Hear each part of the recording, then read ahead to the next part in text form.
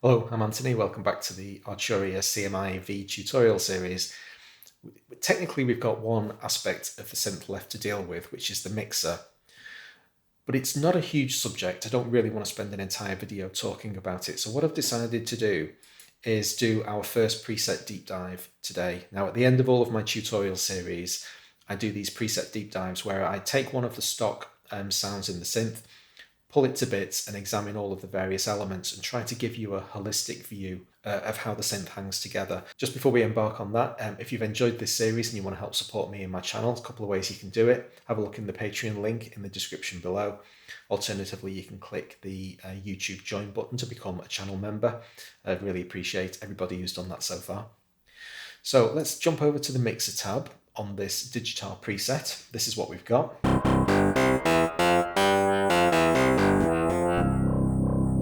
That's the sound we're playing with today. And let's have a look at what's going on in the mixer. As you can see, each one of the 10 slots has its own standard mixer controls. It's really straightforward. Like I say, we don't need to spend too long on this. If I mute sounds 2 and 3, you can see that this preset's got 3 different slots in use. We're just listening to slot number 1 now, which is this kind of thing. Obviously, we've got our master volume control down here.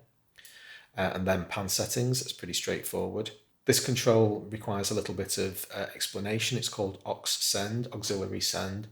We have one auxiliary bus on the CMI and it's in the mixer tab. The auxiliary return here is our auxiliary channel. So this is a global effects channel that any of the slots can send their data to.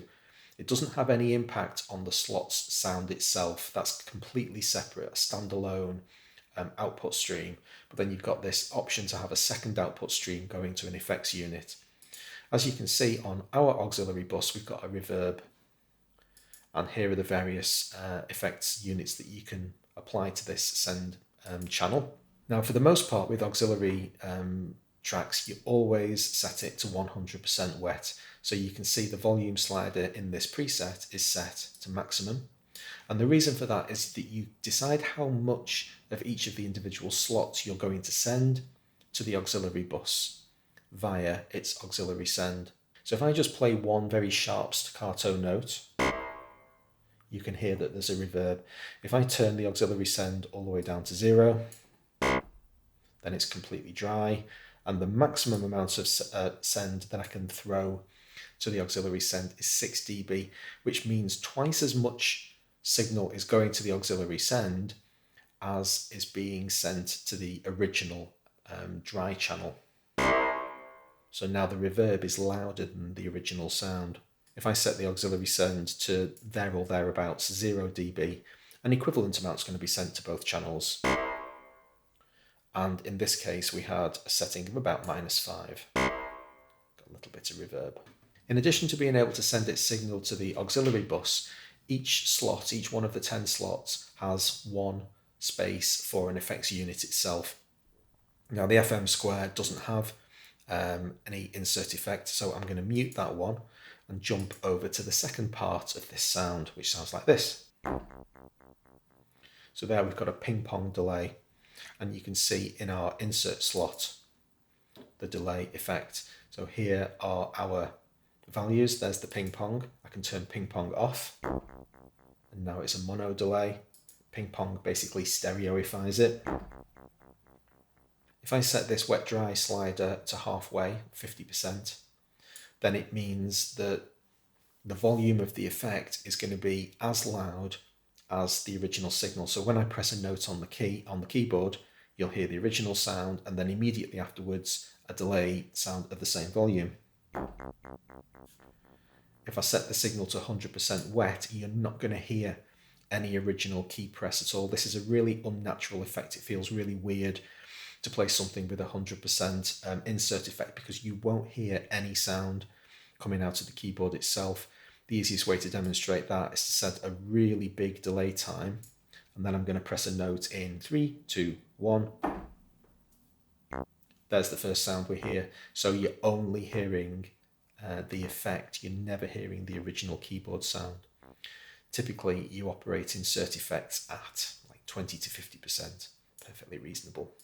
You can also see that this dark square sound has no auxiliary send throwing to the bus, nor does slot number 3. So only the first of the 3 slots is actually sending any signal to the reverb unit. Let's have a listen to slot number 3, see what's going on over here.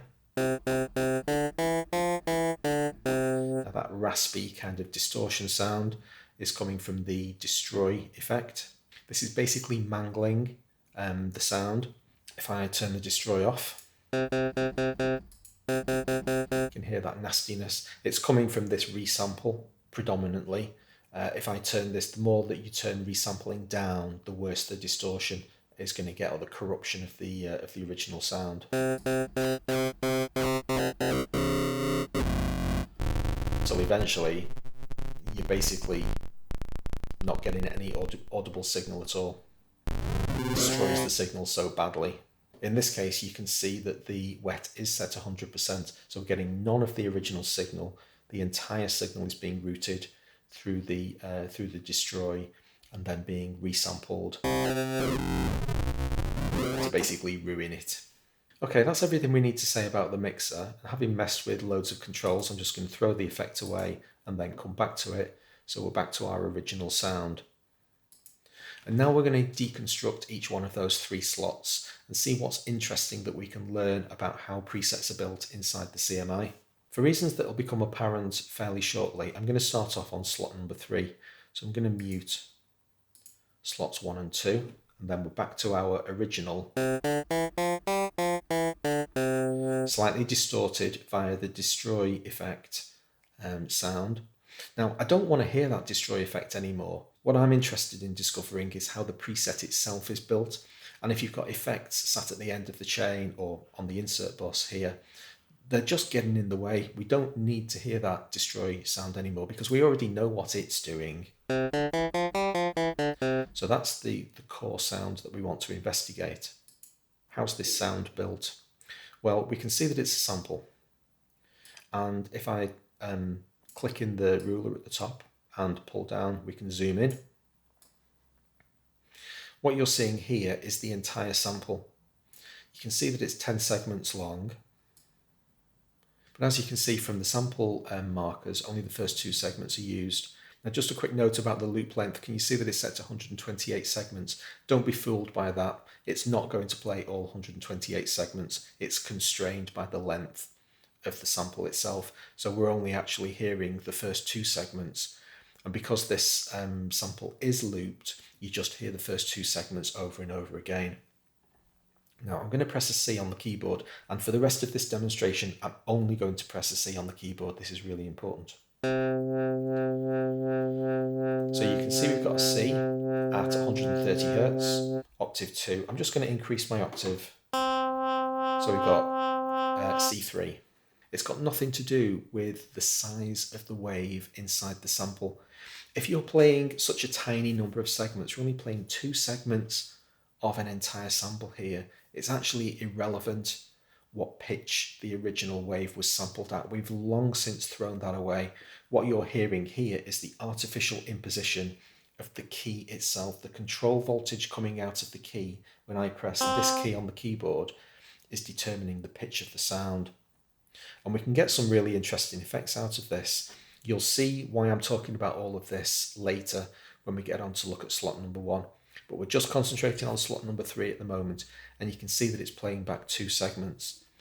If I drop that down to 1 segment, we're now playing C4. So what's going on there? What's just happened? The control voltage that's coming out of my keyboard is C. It's instructing the sample player to play a number of segments. Originally it was 2, over and over and over again. So what you're actually hearing is the control voltage of the keyboard being imposed.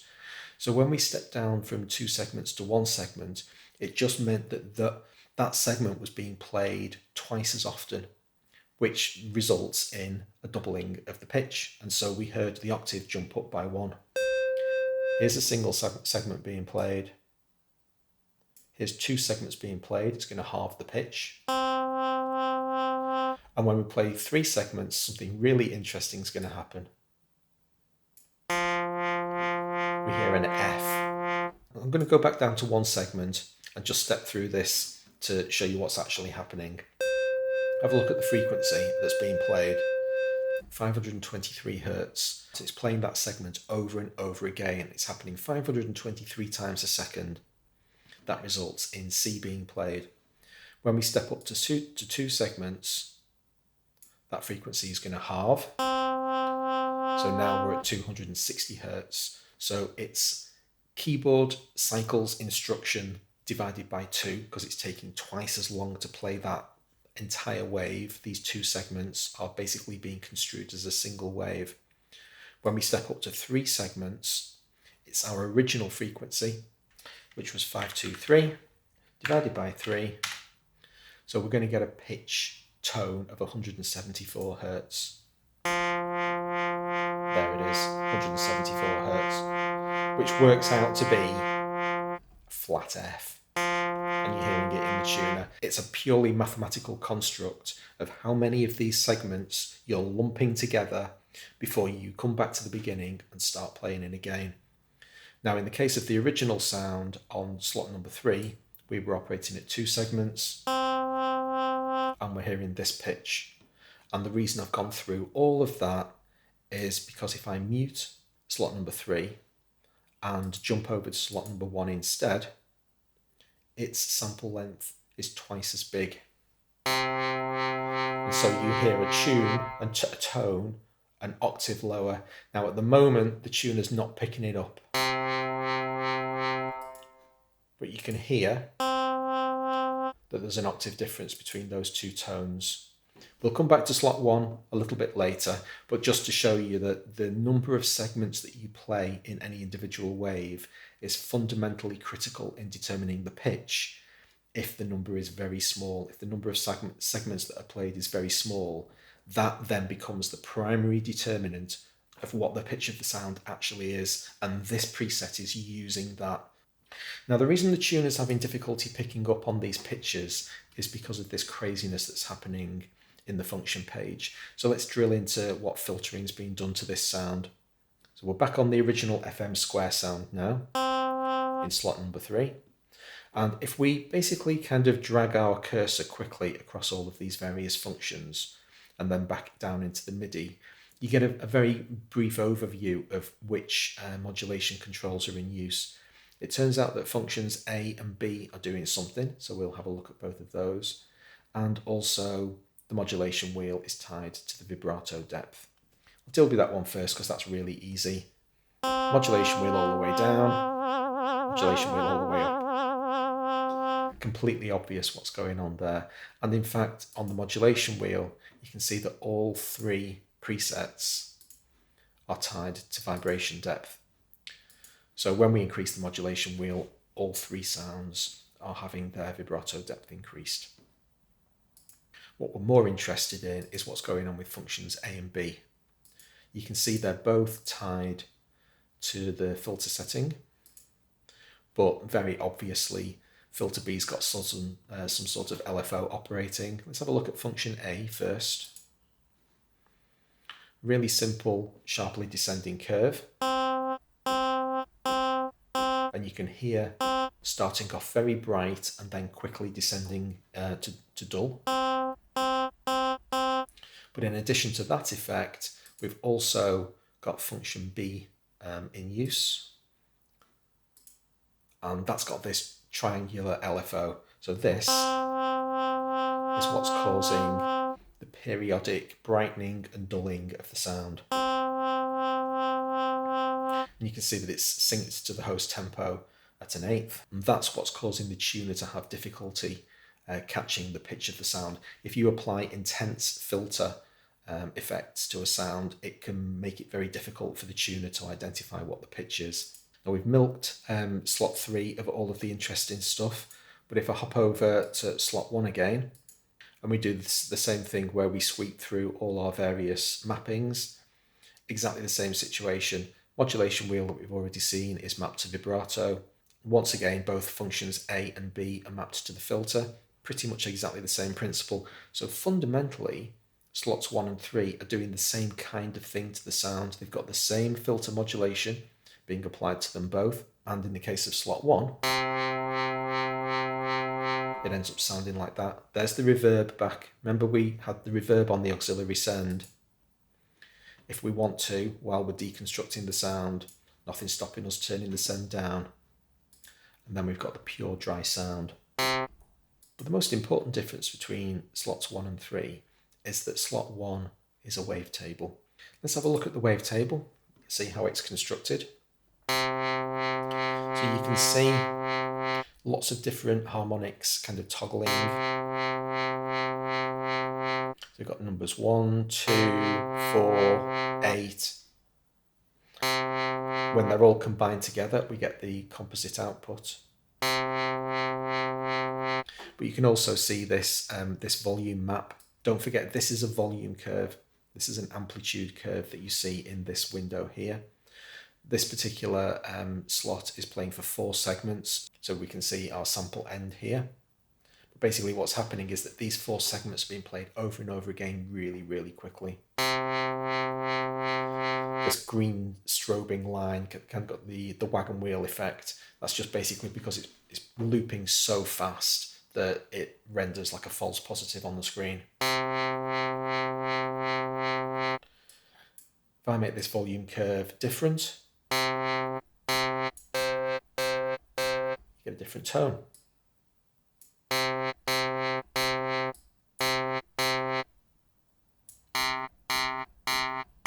So this is the fundamental that I'm playing with here.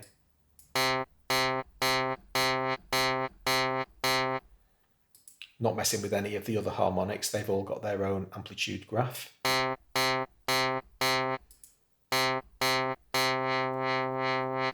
So now, having seen how each of those individual slots is constructed, if I throw the sound away, get back to the original, just mute slot number 2, now we'll hear slots 1 and 3 together.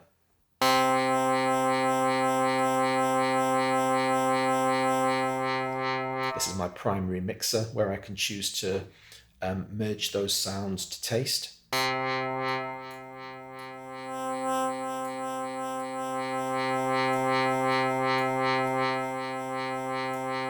Okay, let's mute both of them and have a look at slot number 2. What's going on over here? Well, for slot number 2, we've got a spectral synth. So now this is using the kind of pseudo-additive concept of looking at individual partials. And that's what we've got the sound. Got that ping pong delay. Not interested in hearing that. Don't care about effects. Get rid of that.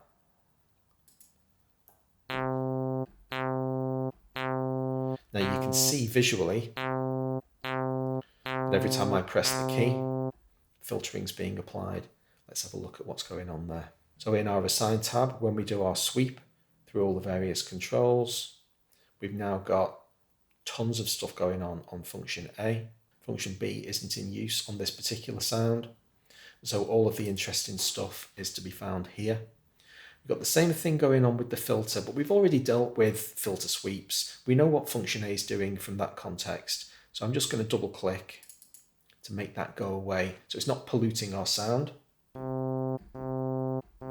And now we've just got the evolution changes being made to the spread and bias. So basically the two functions, bias is determining whether or not the seesaw is tilted one way or another. And spread, bring the harmonics into the middle a little bit more. Spread is determining how angular the seesaw is. So it's this kind of business. Two different metrics operating, but basically they allow us to control the shape and nature of that peak, that mountain. Now because center is set to the left, all of that interesting stuff is happening in the upper harmonics.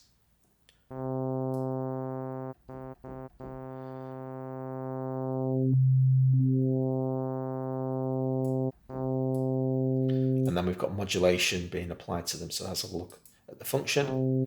Starting out high, and then the modulation curve sweeps down and pulls all of those harmonics away. And that's our first deconstruction complete. Hopefully that's given you a little bit better insight into how these various settings can be used and how a preset can be built from scratch. Hope you enjoyed it. Please hit like if you did. I'll see you for the next one. Thanks a lot for watching.